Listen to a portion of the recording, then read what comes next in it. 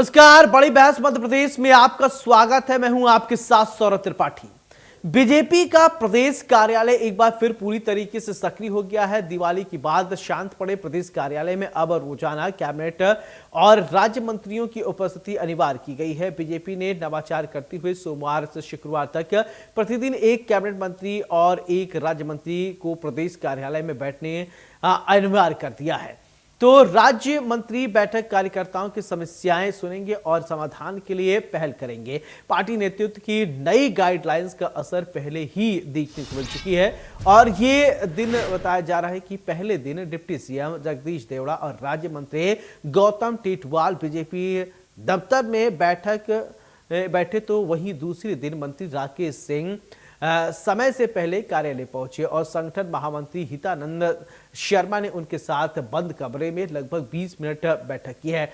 बड़ी संख्या में कार्यकर्ता अपनी बारी का इंतजार करते रहे और कार्यकर्ताओं ने अपने अपने जिलों की समस्याओं को संगठनात्मक मुद्दे को लेकर पहुंचे और व्यक्तिगत कार्यों से जुड़े हुए आवेदन मंत्रियों को सौंपे हैं। मंत्री राकेश सिंह ने सहजता से सबकी बात सुनी है और समाधान का भरोसा दिलाया है। इसके साथ ही राज्य मंत्री दिलीप अहिरवार के कक्ष में भीड़ देखी गई है और पार्टी में लंबे समय से कार्यकर्ताओं की नाराजगी की चर्चा के बीच केंद्रीय नेतृत्व की यह पहल संगठन को सभी स्तर पर मजबूत करेगी और प्रयास करेगी, ये माना जा रहा है। वहीं सरकार और संगठन में समानांतर रूप से सक्रियता बढ़ाने के बीच मुख्यमंत्री डॉक्टर मोहन यादव ने मंगलवार को विभागों की विस्तृत समीक्षा बैठक शुरू की है। ये बैठक 2 दिसंबर से 9 दिसंबर तक चलेंगी और हर विभाग के 2 वर्ष की प्रगति, लंबित कार्यों की स्थिति और भविष्य की प्राथमिकता का मूल्यांकन होगा। पहला सत्र पंचायत एवं ग्रामीण विकास विभाग के होंगे और जहां पर मंत्री प्रहलाद सिंह पटेल विभाग के विकास कार्यों, ग्रामीण योजनाओं और पंचायतों की प्रगति की समीक्षा हुई है। इसके बाद स्कूल शिक्षा विभाग, नर्मदा घाटी विकास एवं जल संसाधन विभाग, ऊर्जा एवं नवीनीकरण ऊर्जा विभाग की विस्तृत चर्चा हुई है और बुधवार को मुख्यमंत्री स्वास्थ्य, सहकारिता, महिला एवं बाल विभाग, पिछड़ा वर्ग कल्याण, सामाजिक न्याय एवं कृषि विभाग की प्रगति का मूल्यांकन करेंगे। ऐसे में एक तरफ बीजेपी कार्यालय में मंत्री प्रतिदिन कार्यकर्ताओं की समीक्षा सुनेंगे, वहीं दूसरी तरफ मुख्यमंत्री ने विभागवार समीक्षा कर सरकारी कामकाज की रफ्तार बढ़ाने पर फोकस कर रहे हैं। पार्टी और सरकार दोनों के सक्रिय होने से संगठनात्मक मजबूती और प्रशासनिक जवाबदेही दोनों को गति देने का प्रयास साफ दिखाई देता है। आज इसी मुद्दे पर विस्तार से चर्चा होगी, लेकिन उससे पहले सियासी बयानबाजी सुनते हैं। ये तो अच्छा है ना, वही काम कर रहे हैं, 2 साल की रिव्यू कर रही है तो अच्छा है। और किसने अपने विभाग में क्या क्या किया है सारी चीज़ें, और काफ़ी कुछ सीखने को भी मिला है और आगे क्या करना है इसकी भी हमें गाइडलाइन मिलेगी, तो अच्छा है। हम लोग तो निर्देश दिए गए थे आपके विभाग की भी समीक्षा होने, क्या कुछ तैयारी कर ली गई समीक्षा होने? हाँ, तैयारी तो करते ही है, विभाग करते ही हैं कि क्या क्या हम लोग नवाचार और सारी चीज़ें करी है, क्या चीज़ें हैं, तो वो तो है, तैयारी तो है। बीजेपी ने नई शुरुआत की है कि अब सप्ताह में 2 दिन पूरे मंत्री जो प्रदेश कार्यालय में बैठेंगे। नहीं, अच्छा है ना, बैठना ही चाहिए। तो पहले भी कुछ समय पहले भी व्यवस्था करी थी ऐसी, और फिर से ये व्यवस्था करी तो अच्छा है कि हम वहाँ बैठ के और आम व्यक्ति से मिल सकेंगे और अपने विभाग के बारे में बता सकेंगे और जो काम होंगे वो अच्छे से करेंगे वहाँ करके। लेकिन एक विपक्ष आरोप लगा रहा है कि बीजेपी के नेताओं को सुनी जाएगी, कार्यकर्ताओं की नहीं, बीजेपी के कार्यकर्ताओं को सुनी जाएगी, जनता की नहीं। नहीं, ऐसा नहीं है, ऐसा कुछ नहीं है कि कार्यकर्ताओं की सुनेंगे।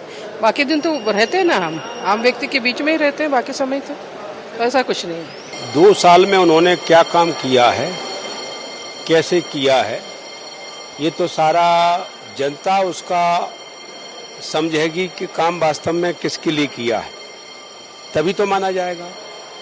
और रही बात इसकी कि वो मंत्रियों की ड्यूटी लगाएंगे अपने दफ्तर में, तो दफ्तर में तो उन्हीं के कार्यकर्ता आएंगे, उनके दफ्तर में बाकी कौन आएगा। तो देश के अंदर जनसंख्या बहुत बड़ी है, प्रदेश में बड़ी है। अब यहाँ 8 करोड़ वाली जनसंख्या को तो आप 1.5 करोड़ 2 करोड़ लोगों के बीच में काम करेंगे तो 6 करोड़ का तो गला घोटेंगे। ये तो काम सही है भी नहीं, वैसे भी गलत काम है।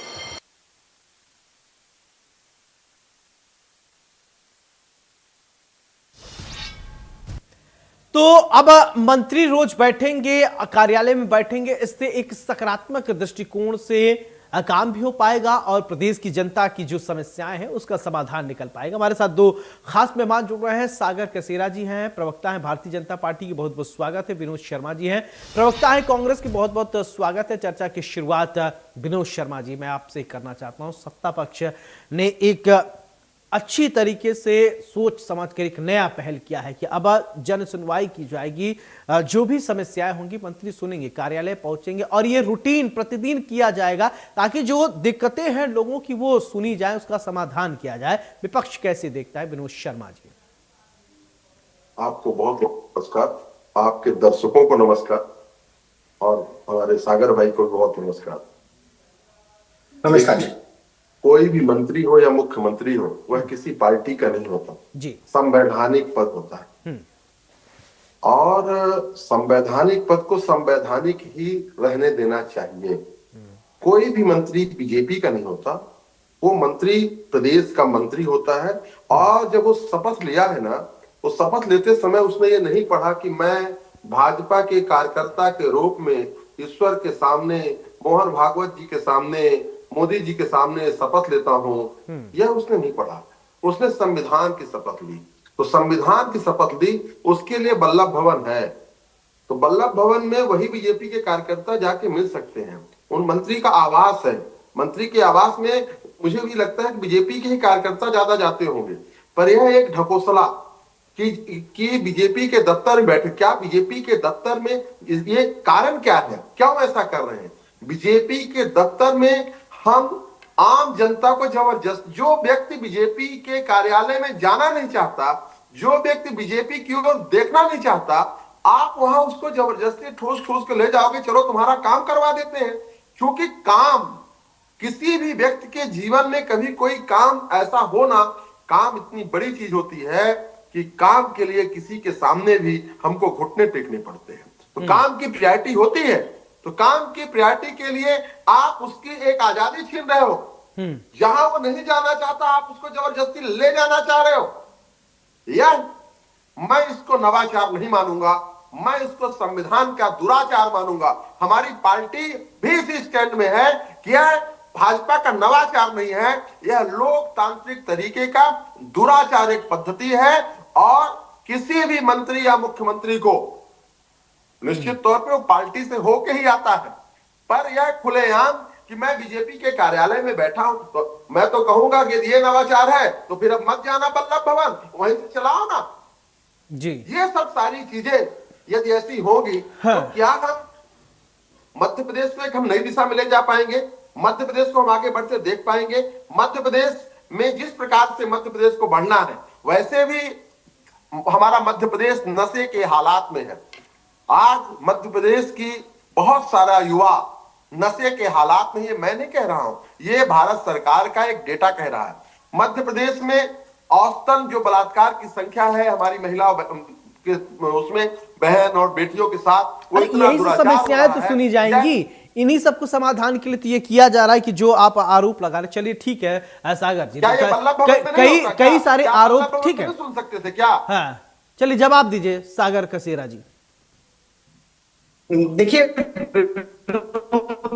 जी को नमस्कार करते हुए मैं बात तो करते हैं जिन्हें सरकार और संगठन के बीच का फर्क मुझे लगता है बेसिकली समझ नहीं आता। बिल्कुल सही है जी, मंत्री एक संवैधानिक पद है और उन्होंने संविधान की ही शपथ ली है। उन्होंने माननीय राहुल गांधी जी की और आपकी राजमाता जी की शपथ नहीं ली।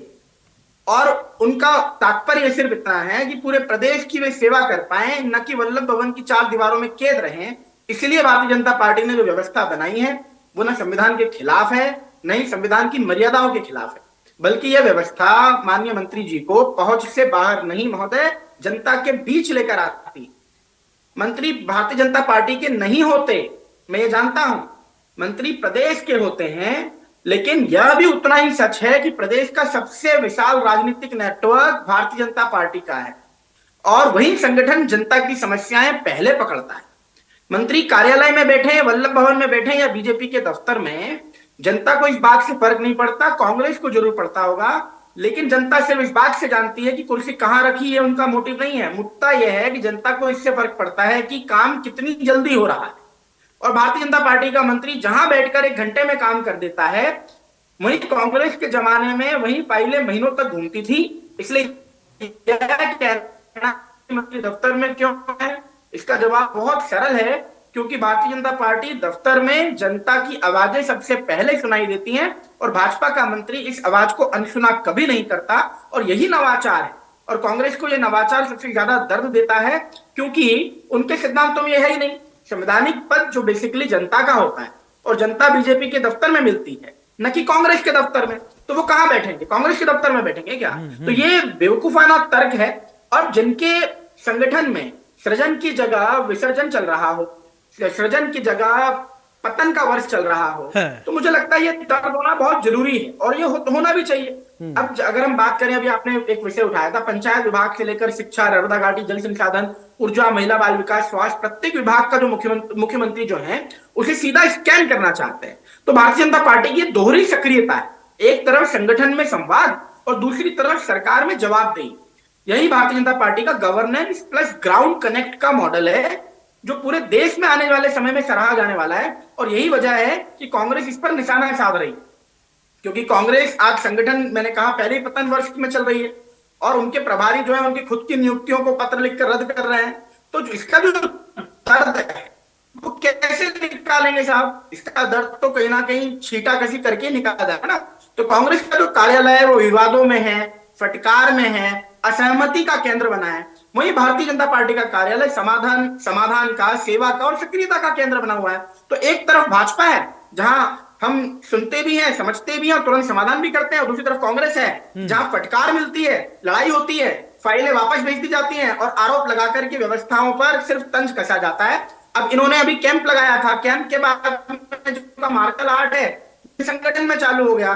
तो विनोद जी का दर्द मैं समझ सकता हूं और इसके लिए मेरी उनके साथ गहरी संवेदना और सहानुभूति दोनों है। बिल्कुल विनोद जी, देखिए आप कह रहे हैं कि आपके दर्द को समझ सकते हैं और गहरी संवेदना भी व्यक्त कर रहे हैं।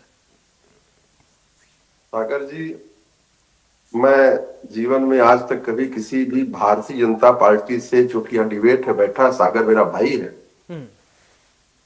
विचारधारा अलग अलग है, हम तो उन लोगों में हैं कि कभी आज तक किसी भाजपा का कोई ऐसा व्यक्ति, मित्र, मंत्री या कोई भी बहुत 236 का आंकड़ा, कहीं कोई वो नहीं। दर्द और दौर ये चीजें हैं।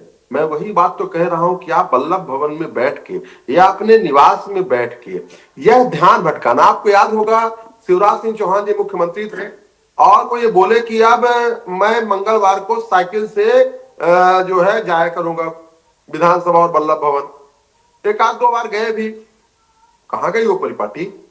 तो परिपाटी इनकी 1-2 दिन के लिए फोटो खिंचाने के लिए आती हैं।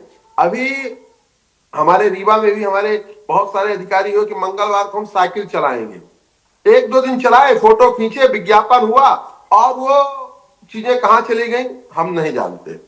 बहुत सारी चीजें देखिए, जिसके कथनी और करने में अंतर हो, जिसके मुंह में राम हो और दिल में नाथू राम बसता हो, जो झूठ बोलने में महारत हासिल करते हो। आज बनारस में नरेंद्र मोदी जी की बहुत प्रिय एक महिला है, शायद सागर जी जानते होंगे, उनके यहाँ उनके घर में छापा पड़ा। दुख वहां होगा सागर जी, 13 लोग पकड़े गए। मोदी जी की बहुत खास महिला, मन बीजेपी की कार्यकर्ता है ऐसा बोलना चाहिए, चूंकि मोदी जी की बनारस के क्षेत्र की हैं। तो जो चीजें दिखा रहे हो ना, जो चीजें कर रहे हो ना, धाकड़ जैसे लोग जो है ना, धाकड़ जी भी क्या भाजपा कार्यालय में आएंगे? क्या कुछ ट्रेनिंग धाकड़ जी से भी आप लोग दिलवाओगे कि सारे के सारे ये चीजें होती रहेंगी? मंदसौर वाले धाकड़ जी, भैया धाकड़ जी, उन धाकड़ जी से ट्रेनिंग कभी कभी ले लेना, समझ में आएगा संवेदना और दर्द क्या होता है।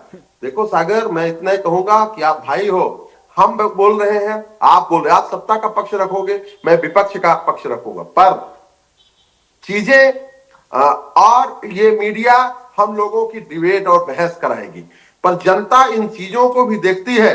यदि आप ये कहते हो कि आज हमारे मंदसौर से उप मुख्यमंत्री जगदीश देवड़ा जी बैठे रहे। अच्छा ठीक है तो दो सागर दिन जी, बाद ठीक है हमारे सागर जी, एक वो मेरा ठाकर सवाल जी भी आपसे, आके वहां बैठेंगे अच्छा बहुत और वो दिन भी बाद ट्रेनिंग कैंप आपको लगाएंगे और कार्यकर्ताओं नहीं, में नया उत्साह अच्छा और ये नया कल्चर, सृजन अच्छा करेंगे। सागर जी यदि ऐसा बताइए, कर रहे ठीक है हो, विनोद तो जी आपकी आपको बात ये आगे, सब आपकी सागर कथनी, जी ये आपकी ठीक है, करनी, ओके आपके नाथूराम गोडसे का प्रेम सब मुबारक हो मेरे भाई, ठीक है, करते रहो। चले ठीक है।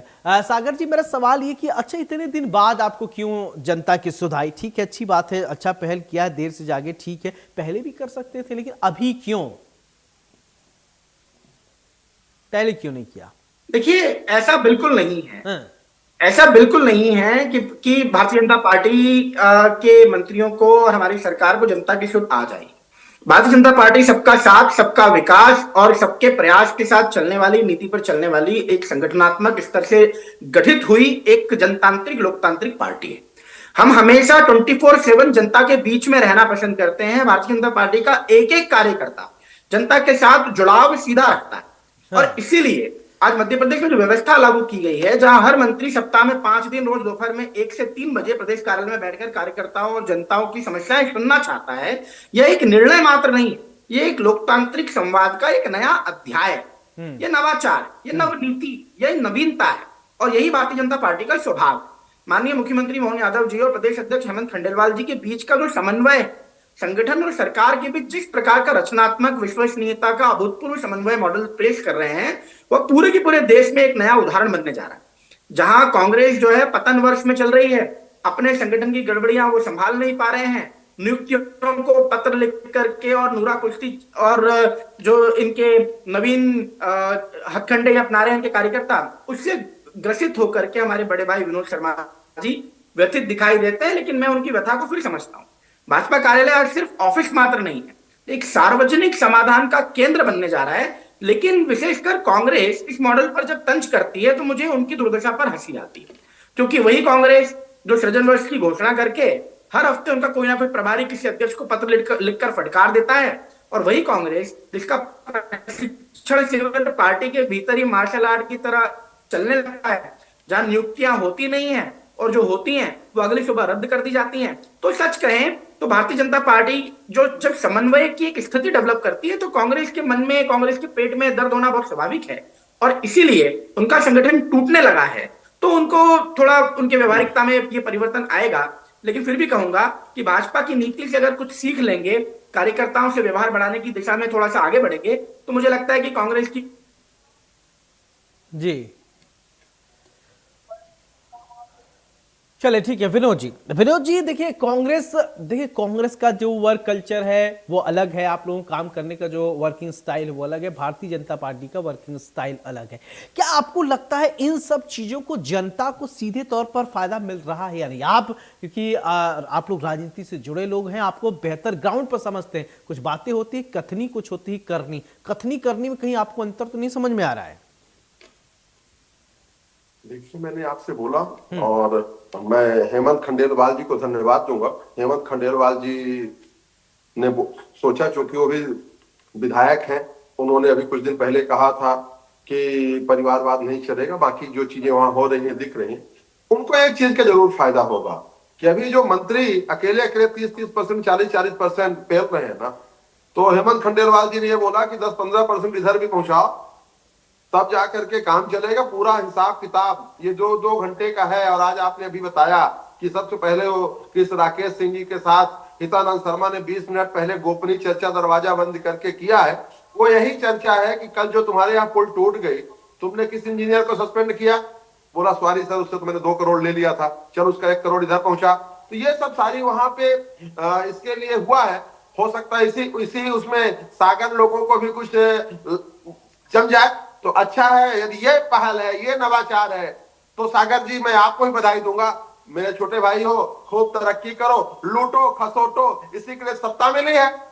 आज जहां देखो, आज मैं आपके चैनल में एक विश्वसनीयता के साथ कह रहा हूं, सागर जी मैं आपके पास आ रहा हूं, सुन लीजिए। पूरे प्रदेश का ये हाल है कि जो देना चाहता हूं, मंडल का अध्यक्ष है, बूथ का अध्यक्ष है, उसके सह में दारू की पैकारी वहां पे हो रही है, उसके सह पे वहां ड्रग्स, गांजा, ये सब की सप्लाई हो रही है। और जब नाम आता है, जब चीजें वो आ जाती हैं। बीजेपी बहुत अच्छी पार्टी है, अपने ही कार्यकर्ता को नहीं छोड़ी। अरे वो पकड़ गया तो कब न छोड़ेगी? बीजेपी का कार्यकर्ता ये काम ही क्यों करता है? ये सब चीजें चल रही हैं। इसके लिए, इस नवाचार के लिए पूरी भाजपा को बहुत बहुत मुबारकबाद। चलो ठीक है, सागर जी बोलिए क्या कह रहे हैं। देखिए, मैं स्पष्ट करना चाहता हूं, आदरणीय विनोद जी अपनी कांग्रेस की पार्टी की परिपाटी मुझे लगता है याद करके बताने का प्रयास कर रहे थे कि किस प्रकार से सरकारी माल मलाई कटती होगी और सब तक बटती होगी और उसका कुछ प्रसाद विनोद जी तक भी पहुंचता होगा। और इसका शायद उनको दुख होगा कि अब ऐसा नहीं हो पा रहा। भारतीय जनता पार्टी का संगठन कांग्रेस के जैसे नहीं चलता और ये सर्वविदित है। भारतीय जनता पार्टी समन्वय से चलने वाली पार्टी है और सरकार और जनता के बीच का एक ब्रिज बनकर भारतीय जनता पार्टी के बीच समन्वय बना सके, इसीलिए ये नई परिपाटी और नया नवाचार चालू किया गया है। और इसीलिए मैं कहता हूं, एक तरफ भाजपा की नीति कार्यकर्ता से व्यवहार बढ़ाओ, जनता की समस्या का समाधान करो, और वहीं दूसरी तरफ कांग्रेस की नीति है कार्यकर्ता से दूरी बढ़ाओ, प्रभारी से डांट पाओ और घर चुपचाप बैठ जाओ। कांग्रेस किसी दिन यह मॉडल सीख ले तो मैंने पहले भी कहा कि उनके संगठन की कुछ सांसें बढ़ जाएंगी। भाजपा का यह मॉडल लोकतंत्र में सहभागिता बढ़ाने वाला है। कांग्रेस का जो बेसिक मॉडल है वो संगठन में अराजकता बढ़ाता है और इस अराजकता की फूट से विनोद जी स्वयं भी ग्रसित होंगे। अपने मन पे हाथ रख के पूछेंगे तो जवाब आपकी आत्मा ही दे देगी। और जनता अच्छी तरह से जान चुकी है कि कौन सा मॉडल विकास की ओर जाता है और कौन सा मॉडल विनाश की ओर, और इसीलिए आपको घर बिठाया है और भारतीय जनता पार्टी को काम सौंपा है। और जिस प्रकार से इस प्रकार की अराजकता फैलाने के और इस प्रकार के दुष्प्रचार करने के आपके मॉडल को जनता देख रही है, 2028 में भी कांग्रेस की घर वापसी बिल्कुल निश्चित नजर आती। क्योंकि झूठे आरोप मढ़ना, झूठ बोलना, झूठ की फैक्ट्री चलिए लगाना, ठीक है, अब और झूठ की तो जलेबी जनता को कितना फायदा होगा तो ये मार्केट पहले में मुद्दा बांटना। है। मुझे जब लगता चुनाव है होगा कि तो ठीक है, ये वो प्रदेश की दूर जनता- की बात है, तब की बात कर लेंगे। बहुत बहुत शुक्रिया सागर जी आपका भी, विनोद जी आपका भी बहुत बहुत शुक्रिया बड़ी बहस हमारे साथ चर्चा करने के लिए। अब रोज कार्यालय आप जाइएगा, जिनकी जिनकी समस्याएं हो अपने मंत्री